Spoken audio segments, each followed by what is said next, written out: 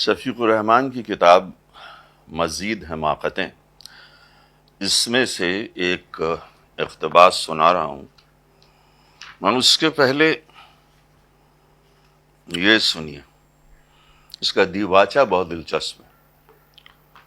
کہتے ہیں دیباچہ، یہ دستور ہے کہ کتاب کہیں بھی لکھی گئی ہو، مصنف اگر ایک مرتبہ بھی ولایت گیا ہے تو دیباچہ ضرور لندن کا لکھا ہوا ہوگا۔ ان دنوں میں لندن میں ہوں، اس لیے مجبور ہوں کہ اس روایت کو قائم رکھوں۔ ویسے میں کوئی خاص بات نہیں کہنا چاہتا سوائے اس کے کہ یہ دیباچہ ہے جسے میں نے لندن میں لکھا۔ اگست سن 1953، Shafiq ur-Rahman, 16 Hall Road, Saint John's Wood, London, NW8۔ یہ نادر شاہ کی ڈائری ہے جب نادر شاہ نے ہندوستان پر حملہ کیا تھا۔ تو اس کے نادری عرف سیاحت نامہ ہند، رقم زدہ اعلی حضرت جناب نادر شاہ، سابق شہنشاہ، سابق ابن شمشیر، ابن شمشیر، ابن شمشیر، سابق مرحوم و مغفور، سابق وغیرہ وغیرہ۔ پیش لفظ عرف کرنا مرتب اس تزک کا ہمارا۔ آج جو اتفاق سے پرانی پوستین کو جھاڑا تو متعدد اشیاء کے ساتھ ہمارے خود نوشتہ اوراق کرم خوردہ بھی زمین پر گر پڑے، جنہیں ہم نے وقتاً فوقتاً لکھا تھا۔ پڑھا تو حیران رہ گئے۔ سوچا کہ سیاحت ہند کے بعد معترضین نے ہم پر جو طرح طرح کی افترا پردازی کی ہے، کیوں نہ اس کے جواب میں یہ اوراق پیش کیے جائیں۔ اگرچہ ہم مقامی مورخین کی لگام بندی فرما چکے تھے، تاہم غیر ملکی پریس نے واویلا مچا کر جو غلط فہمی پیدا کر دی ہے، اس کا ازالہ بہت ضروری ہے۔ تصویر کا یہ رخ دکھا کر کیوں نہ معترضین کو ہمیشہ کے لیے خاموش کر دیں۔ خدا گواہ ہے کہ ہم ہندوستان محض حملے کی غرض سے ہرگز نہیں گئے۔ دراصل ہمیں اپنی دور افتادہ پھوپھی محترمہ سے ملاقات مقصود تھی۔ حملے کا خیال ہمیں راستے میں آیا۔ تخت طاؤس اور کوہ نور ہیرا ہم نے زبردستی ہرگز نہیں ہتھیایا۔ عزیزی محمد شاہ عرف رنگیلے میاں نے بسد منت و سماجت ہمارے سامان میں یہ چیزیں بنوا دیں۔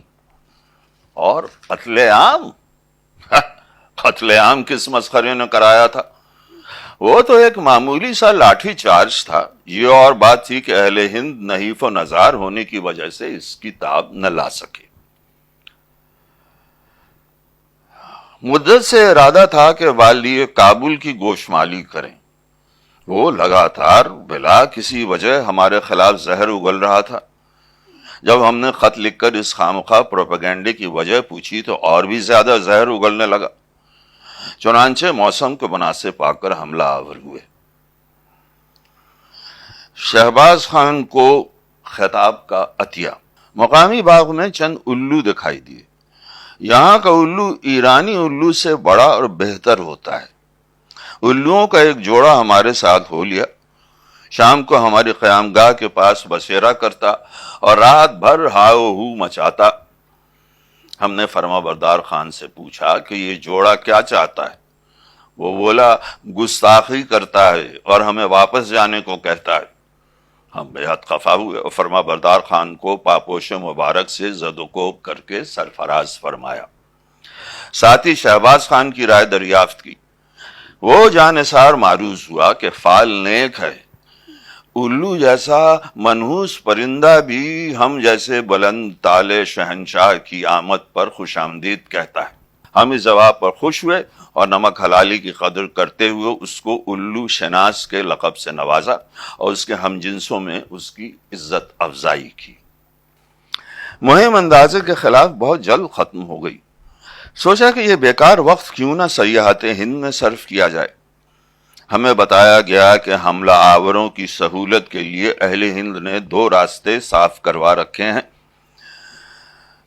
پہلا راستہ براہ افغانستان، خیبر ایجنسی، پشاور، لاہور، پانی پت، دلی۔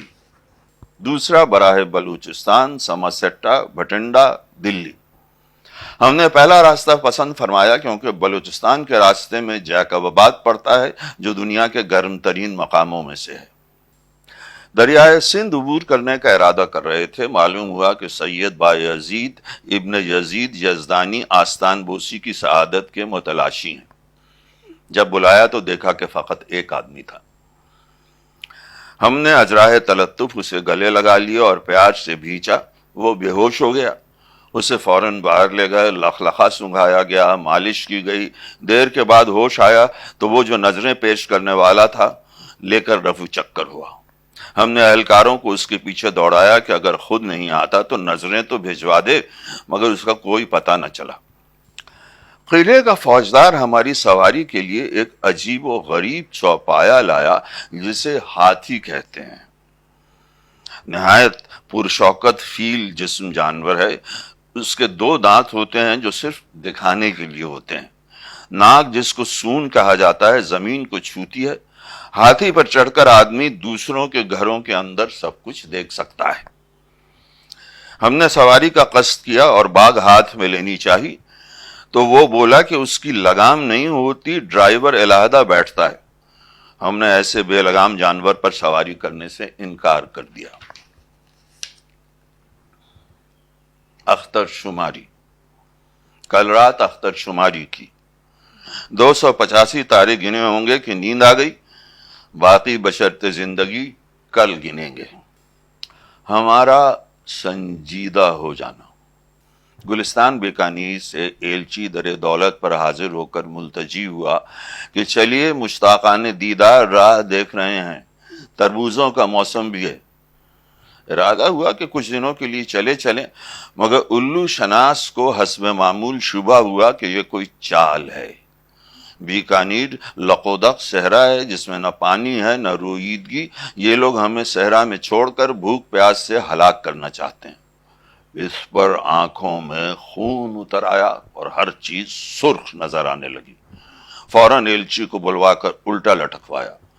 جب بکا کہ واقعی یہ چال تھی تو کھلوا کر سیدھا کیا۔ اس واقعے نے ہمارا موڈ خراب کر دیا۔ سوچا کہ اہل ہند سے کسی اچھے سلوک کی توقع کرنا حماقت ہے۔ کیوں نہ کسی بہانے اس ملک پر حملہ کر کے ان کی گوشمالی کریں۔ چنانچہ فرما بردار خان کو حکم دیا کہ حملے کی چند وجوہات سوچے۔ اس نے یہ فہرست پیش کی۔ نمبر 1، ہم ایک گائیڈ بیرونی حملہ آوران ہند کی آسانی کے لیے لکھنا چاہتے ہیں۔ نمبر 2، ہندی گویے گانوں کے بیچ نادردیم کی رٹ لگا کر ہماری توہین کرتے ہیں۔ 3، تاریخ میں اس سے پہلے ایران نے ہند پر باقاعدہ حملہ نہیں کیا۔ 4، ہند پر حملہ ہوئے کافی عرصہ گزر چکا ہے۔ 5، یوں بھی ان دنوں ہند پر حملے کا رواج عام ہے۔ چاہیے تو یہ تھا کہ ان علاقوں میں چند روز رہ کر داد عیش و کامرانی دیتے، مگر یہاں کی پرانی رسم ہے کہ وہ سیاح جو درہ خیبر سے آتے ہیں انہیں سیدھے دلی جانا پڑتا ہے، راستے میں کہیں نہیں ٹھہرتے۔ جہلم، چناب اور راوی عبور کر چکے تھے، ستلج کو عبور کیا اور پنجاب کے 5ویں دریا کو بہت ڈھونڈا۔ خبر ملی کہ بیاس تو پہلی ستلج سے مل چکا ہے۔ سخت مایوسی ہوئی۔ مصاحبین نے دست برسا عرض کی کہ اہل ہند کا دستور ہے کہ حملہ آوروں سے اس علاقے میں ضرور لڑتے ہیں۔ اس کے لیے پانی پت، تراوڑی وغیرہ کے میدان مخصوص ہو چکے ہیں۔ ہم نے فرمایا کہ لڑیں تو تب اگر مقابلے میں کوئی فوج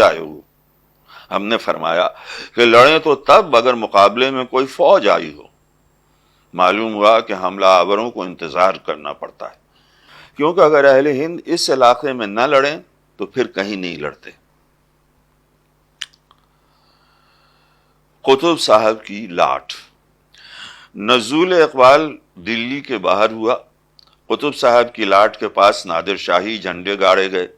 یہ لاٹ قطب صاحب کی تعمیر کردہ ہے، لیکن اس کا مقصد سمجھ میں نہیں آیا۔ پتہ نہیں قطب صاحب کا ارادہ کیا تھا۔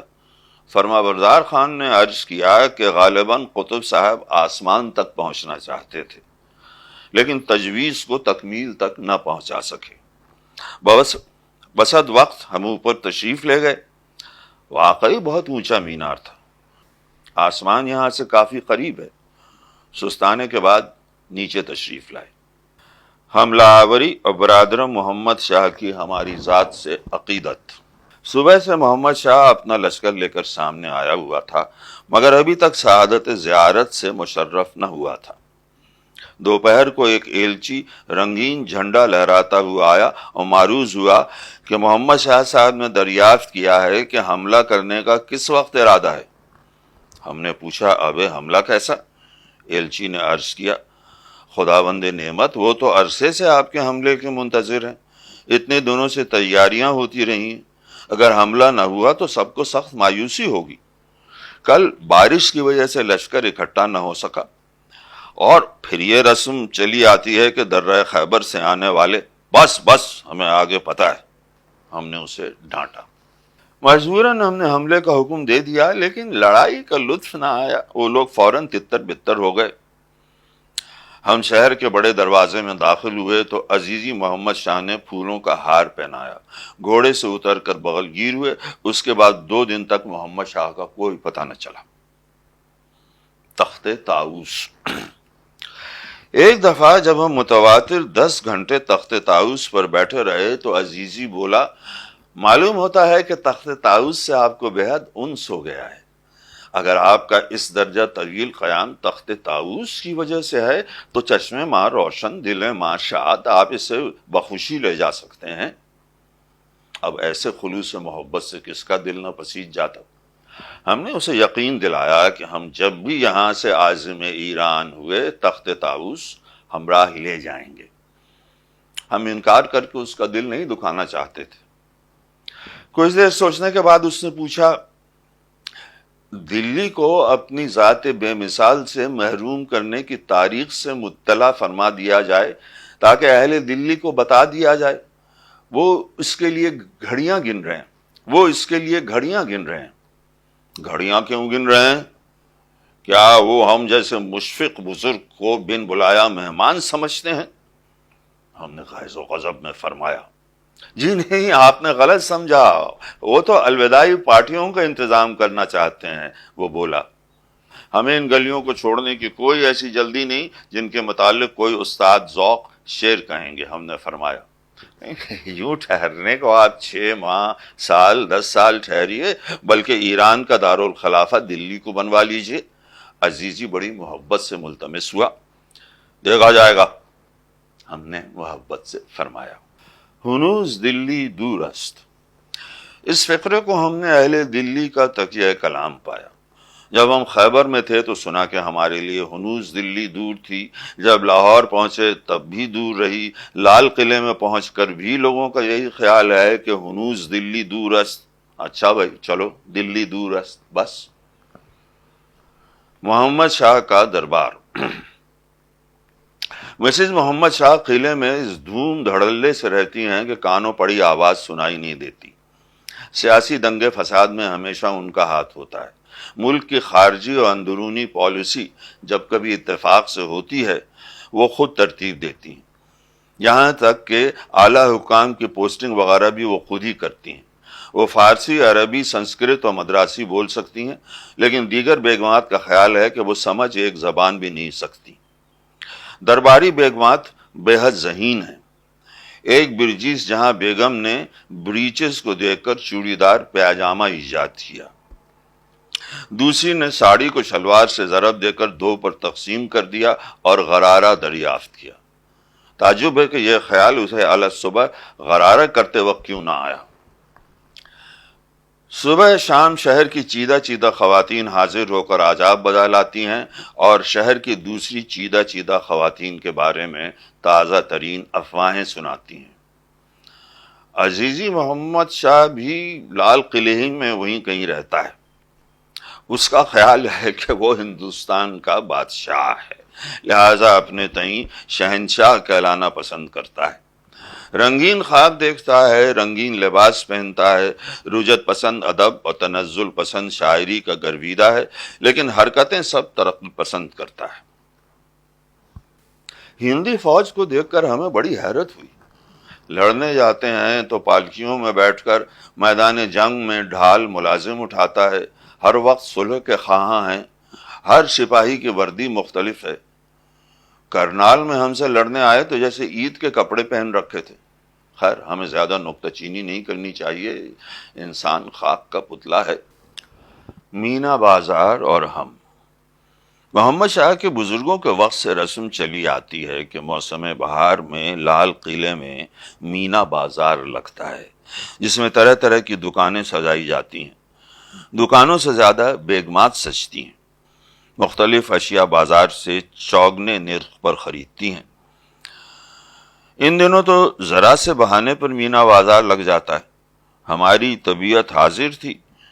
محمد شاہ سے مینا بازار دیکھنے کی خواہش ظاہر کی. اس نے ٹالنا چاہا. ہم نے اسے بتایا کہ ہم بزرگ بھی ہیں. وہ بولا کہ اگر آپ کو اتنا ہی شوق ہے تو چند روز سمند شوق کو لگام دیجئے. اس مینا بازار کے ختم ہوتے ہی ایک مردانہ مینا بازار کا انتظام کرائے دیتا ہوں جس میں سب مرد ہی مرد ہوں گے. پوچھا کہ ہم زنانہ شو میں کیوں نہیں جا سکتے؟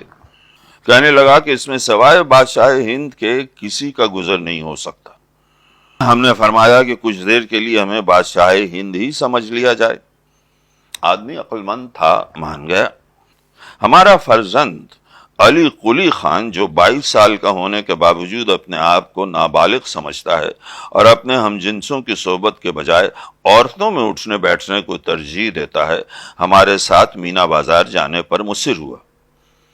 دیکھا کہ ہر طرف نازنینان گل بدن رنگ برنگے ملبوس پہنے چہلیں کر رہی ہیں. نہ نگاہیں نیچی ہیں نہ دوپٹے کا خیال ہے. دیکھ کر آنکھوں میں خون اتر آیا. آج صبح بھی ایک مرتبہ خون اترا تھا. ہمارے بارے میں سب کو علم ہو چکا تھا. ہمیں گھیر لیا گیا، ہمارے آٹوگراف لیے گئے. ارادہ ہوا کہ کچھ زنانہ سامان آرائش ایران لے جانے کے لیے خریدیں. پھر سوچا ہمارے وہاں پہنچتے پہنچتے فیشن نہ بدل جائے. ایک ماہرو پر نظر پڑی کہ کچھ سامان لیے جاتی ہے. ایک دکان کے سامنے اس نے آواز دی، قلی قلی. کیا دیکھتے ہیں کہ پیسر ناخلف علی قلی خدا جانے کہاں سے بھاگتا ہوا آیا اور اس کا سامان اٹھا لیا. تم قلی ہو؟ اس نے پوچھا. ہاں بالکل، علی قلی نے جواب دیا. اگرچہ ہم علی قلی کے اس قسم کے قلی بن جانے پر خفا تھے، مگر اس کی حس سے مزاح پر حیرت ہوئی، کیونکہ ہمارا خاندان اس حس سے بے بہرا ہے. ہمیں خود مذاق برداشت کرنے کی تاب نہیں. کچھ دیر بعد جب غلطی کا ازالہ ہوا تو نازنین بے حد محظوظ ہوئی اور بڑی معصومیت سے پوچھنے لگی، آج شام آپ کیا کر رہے ہیں؟ کوئی خاص کام نہیں، علی قلی نے جواب دیا. مست قلن صاحب کے عرس پر ایک سرکس آیا ہوا ہے. وہ بڑی معصومیت سے بولی. میں پہلے شو کے لیے 2 نشستیں بک کرا لوں گا اور باہر ٹکٹ گھر کے پاس انتظار کروں گا. خدا حافظ، میرے ابا مجھے گھور رہے ہیں. شام کو ہم اس کے کمرے میں گئے تو دیکھا کہ آئینے کے سامنے کھڑا مونچھیں تراش رہا ہے. باز پرس کی تو بولا، عرس پر جا رہا ہوں. ہم نے پوچھا ٹکٹ کی قیمت کون دے گا؟ اس کے منہ سے نکل گیا کہ انکل محمد شاہ نے 2 سیٹیں بک کرا دی ہیں. پوچھا دوسری کس کے لیے ہے؟ تو چپ ہو گیا. نامعقول، ایسے ہجوم میں جا کر خامخواہ اسکینڈل کرائے گا؟ ہم نے گرج کر کہا، کچھ ہماری پوزیشن کا ہی خیال کر. ابا جان، میں وعدہ کر چکا ہوں. اس نے ایسے عدم تشددانہ انداز سے کہا کہ ہم لوٹ آئے. ہندی کلچر. ہندی کلچر کی بے حد تعریفیں سنی تھیں، چنانچہ دیکھنے کا شوق تھا. حملے کی ایک وجہ یہ بھی ہو سکتی تھی، فرما بردار خان کو وقت پر سوچتی نہیں. عزیزی محمد شاہ سے ذکر کیا. وہ بولا کلچر وغیرہ کا تو پتہ نہیں، آپ نے ایگری کلچر سنا ہوگا، وہ البتہ مشہور ہے. ہم مصر ہوئے تو کہنے لگا کہ آپ سنی سنائی باتوں کو یقین نہ کیجیے. ویسے ہمارے ہاں چند ایک باتیں واقعی شہرۂ آفاق ہیں. ایک تو یہی قدیمی دواخانے جن کے اشتہار آپ چپے چپے پر دیکھتے ہیں. دوسرے قدیم روایات جن کے لیے بھیس بدل کر شہر میں چلنا ہوگا. چنانچہ ہم دونوں گئے. ایک جگہ ایک شخص جو کہ مدرس تھا بھینسوں کے آگے بین بجا رہا تھا اور بھینسیں متوجہ نہیں تھیں. ایک سیاسی جلسے میں بہت سے حضرات اپنے سامنے 1.5 اینٹ رکھے عبادت میں مشغول تھے.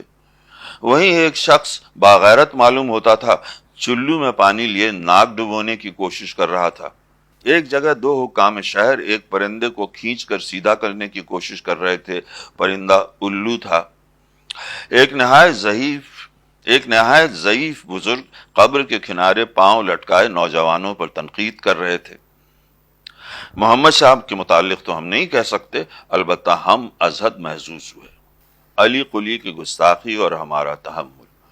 آہستہ آہستہ برخودار علی قلی اور اس لڑکی کا قصہ مشہور ہوتا جا رہا تھا۔ سوچا کہ اس معاملے کو فوراً ختم کیا جائے۔ چنانچہ اس کے کمرے میں گئے۔ وہ آئینے کے سامنے کھڑا بال گھنگریالے بنانے کی کوشش کر رہا تھا۔ ہمیں دیکھ کر بولا، ابا جان معاف فرمائیے، دروازہ کھٹکھٹائے بغیر اندر آنا موجودہ آداب کے خلاف ہے۔ ہمیں سخت غصہ آیا۔ یہ نئی پود ہمیں آداب سکھائے گی؟ یہ لڑکا دن بدن بگڑتا جا رہا ہے۔ ہم تجھے جگالی کرتے دیکھ رہے ہیں، جب سے دلی آیا ہے منہ چلتا رہتا ہے۔ کیا ہے تیرے منہ میں؟ پان کھا رہا ہوں، کسی نے دیا تھا، وہ بولا۔ یہ کسی کون ہے؟ وہی عرس والی لڑکی تو نہیں؟ وہ تو بہت معمولی سی ہے، ہم نے فرمایا۔ ابا جان، اس کی تھوڑی پر جو خوشنما تل ہے وہ نہایت بھلا معلوم ہوتا ہے۔ مصیبت تو یہ ہے کہ آج کل کے نوجوان ایک خوشنما تل پر عاشق ہو کر سالم لڑکی سے شادی کر بیٹھتے ہیں۔ ابا جان، محبت بہت بری چیز ہے، وہ سر داغ کھینچ کر بولا۔ تو سپاہی ہے، تجھے تلوار اور گھوڑے سے محبت ہونی چاہیے۔ ہم خود گھوڑوں کو چاہتے ہیں۔ گھوڑے جب پیار کریں تو ساڑیوں اور زیورات کی فرمائش نہیں کرتے۔ ابا جان، بات دراصل یہ ہے کہ مجھے اس سے خبردار، گستاخی کرتا ہے۔ جانتا نہیں کہ تو نادر شاہ ابن شمشیر ابن شمشیر ابن شمشیر کی اولاد ناخلف ہے۔ آپ کا مطلب ہے دادا جان کا نام شمشیر تھا، شمشیر شاہ؟ اب ایک گستاخ، شمشیر سے مراد تلوار ہے، سمجھا؟ جا سمجھ گیا۔ ابا جان، کیا آپ مجھے 4 روپے 8 آنے دے سکیں گے سرکس کے لیے؟ اب ایسے نالائق کو ہم اور کیا کہہ سکتے تھے۔ جب ہمیں یہ معلوم ہوا کہ برخودار علی قلی شادی پر تلا بیٹھا ہے تو ارادہ ہوا کہ اسے منمانی کرنے دیں، کیا یاد کرے گا۔ لیکن انہی دنوں ہم ایک ایسی حرکت کے مرتکب ہوئے جو ہم جیسے بزرگ کی شان کے شایان ہرگز نہ تھی۔ ویسے ہم چھپ کر کسی کی باتیں سننے کے عادی نہیں ہیں۔ اس روز نہ جانے کیوں ہم نے یہ برداشت کیا اور اوٹ سے ان دونوں کی گفتگو سنی۔ لڑکی نے برخودار علی قلی کی آمدنی کے متعلق پوچھا۔ علی قلی نے ہمارا حوالہ دیا کہ والد بزرگ شہنشاہ ہیں۔ وہ بولی، شہزادوں کی تو خدا کے فضل و کرم سے یہاں بھی کوئی کمی نہیں، ہر تیسرا نوجوان شہزادہ ہے، بلکہ غیر شہزادہ ہونا زیادہ اہمیت رکھتا ہے۔ ہمارے ملک میں تیل کے چشمے ہیں۔ علی قلی کا یہ کہنا تھا کہ لڑکی کی باچھیں کھل گئیں۔ تمہارے کنبے کے متعلق امی پوچھ رہی تھیں، تم مغل ہو؟ مغل وغیرہ کا تو پتہ نہیں، ویسے ہم ابن شمشیر ابن شمشیر ابن شمشیر ہوتے ہیں، علی قلی نے جواب دیا۔ بہرحال ہمارے کنبے والے ایران سے تمہارے چال چلن کی تصدیق کرائیں گے۔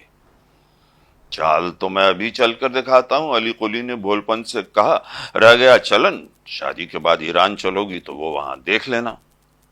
ایران جانا تو ذرا مشکل ہے، کیونکہ امی جان مجھے بہت چاہتی ہیں۔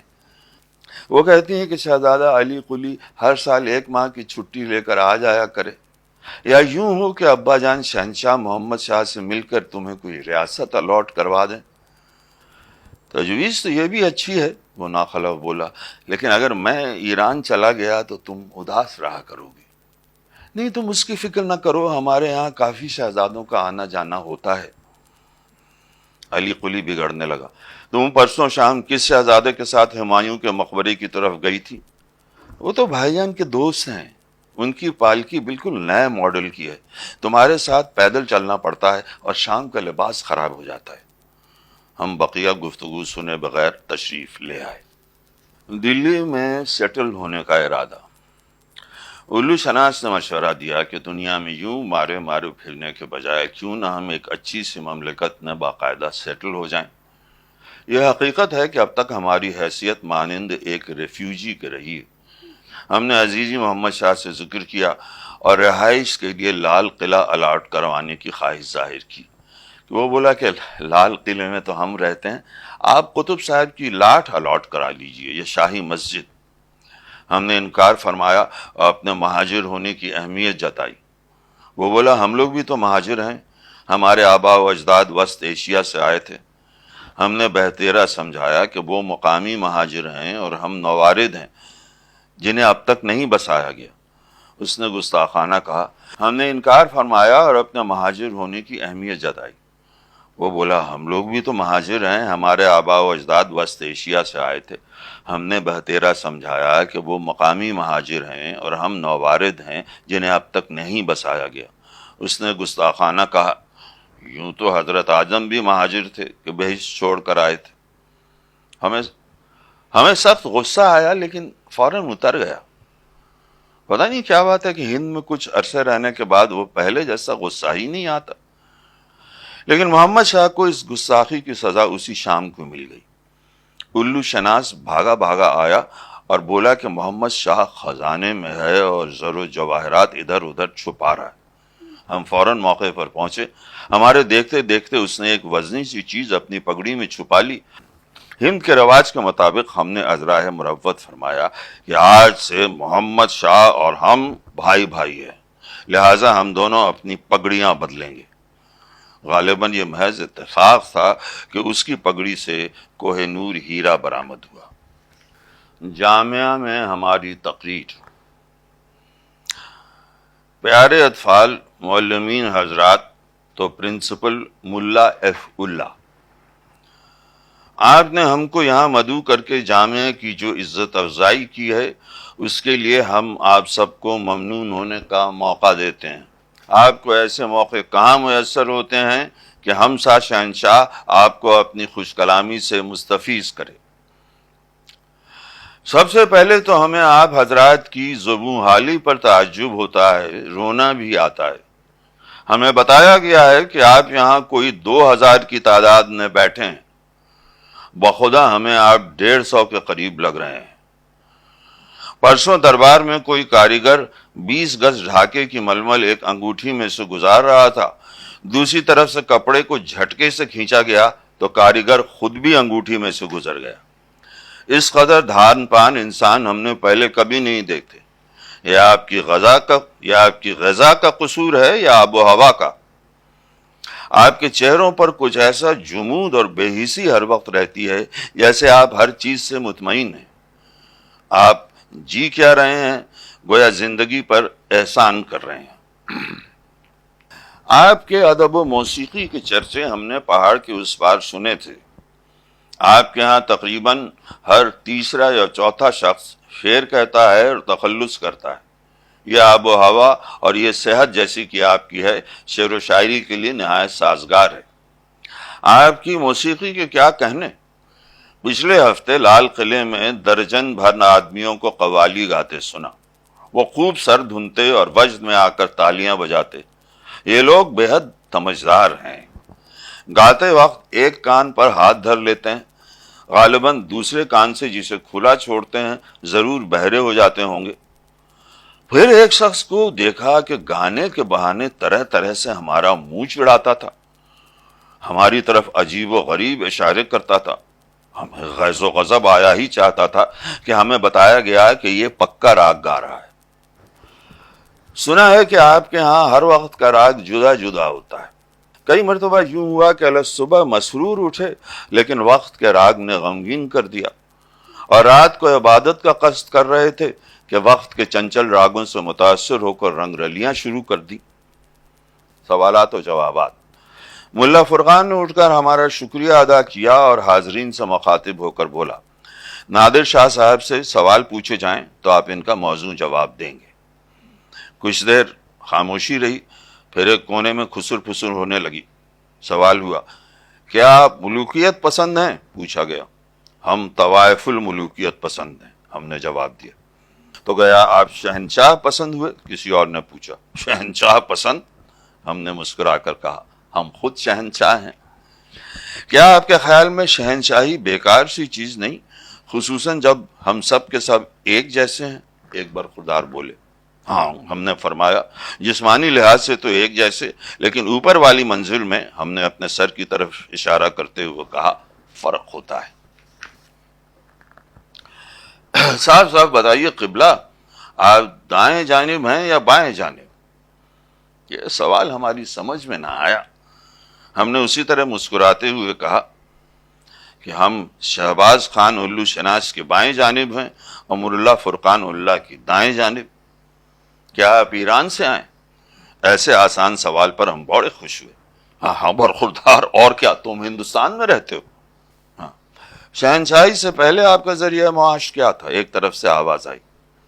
اگرچہ ہم نے کافی صبر و تحمل دکھایا تھا، لیکن اس گستاخ سوال نے ہمیں سیخ پا کر دیا۔ ہماری آنکھوں میں خون اترنا شروع ہوا۔ میز پر ہمارا مکہ اتنے زور سے پڑا کہ میز ٹوٹ گئی۔ منہ کا جھاگ ملا فرقان اللہ پر گرا، جس نے جس لگائی اور دوسری میز پر چڑھ گیا۔ ہڑبونگ سی مچ گئی، کئی لوگ اپنی اپنی پگڑیاں چھوڑ چھوڑ کر بھاگنے لگے۔ اہل ہند کو گستاخیوں کا صلہ۔ ہم نے وہ تقریر کیا کہ مصیبت ہی مول لے لی۔ دنیا میں سچ بولنا بھی جرم ہے، ذرا سی تنقید بھی ان لوگوں سے برداشت نہیں ہوتی۔ احتجاج ہو رہے ہیں، جلوس نکل رہے ہیں، پوسٹر لگ رہے ہیں۔ آج تو اہل ہند کی گستاخی حد سے بڑھ گئی۔ ہم تخت طاؤس پر بیٹھے تھے کہ دور سے نادر شاہ مرد آباد کے نعرے سنائی دینے لگے۔ اسی وقت غیظ و غضب میں تخت سے چھلانگ لگا کر اپنے چند ہزار سپاہیوں کو کھولا اور تلوار کھینچ کر حکم دیا کہ تلوار کے دستوں سے لاٹھی چارج کر دو۔ یہ تھا وہ قتل عام۔ ہم چاہتے تو باقاعدہ تلواریں استعمال کرا سکتے تھے۔ گرمی سخت تھی، ہم قمیض اتار کر موتی مسجد میں حوض کے کنارے ننگی تلوار ہاتھ میں لیے بیٹھے رہے۔ قتل عام۔ چنانچہ صاحب قتل عام شروع ہوا۔ ہمارے سپاہیوں نے فقط اہل شہر کو زد و کوب کیا تھا، اس کے باوجود لاتعداد لوگوں نے داعی اجل کو لبیک کہا۔ اگلے روز ایک بزرگ آنکھوں میں آنسو بھرے آئے اور جیب سے کاغذ کا پرزہ نکال کر ایک آزاد نظم پڑھی، جو ہماری سمجھ میں بالکل نہ آئی، سوائے ایک مصرے کے جس میں ہمیں تلوار نیام میں ڈالنے کو کہا گیا تھا۔ رات بھر جاگتے رہے تھے، گرمی زیادہ تھی، ہمارا دل پسیج اٹھا اور بغلگیر ہونے کی نیت سے آگے بڑھے، لیکن بزرگ جلدی سے آداب بجا کر چمپت ہوئے۔ خیر، اب تلوار کو میان میں ڈالنے کی کوشش جو کرتے ہیں تو معلوم ہوا کہ ہمارے ہاتھ میں تو شہباز خان کی تلوار تھی، ہماری تلوار تو پہلی میان میں تھی۔ گویا کہ سارا قتل عام ہی غلط ہوا تھا۔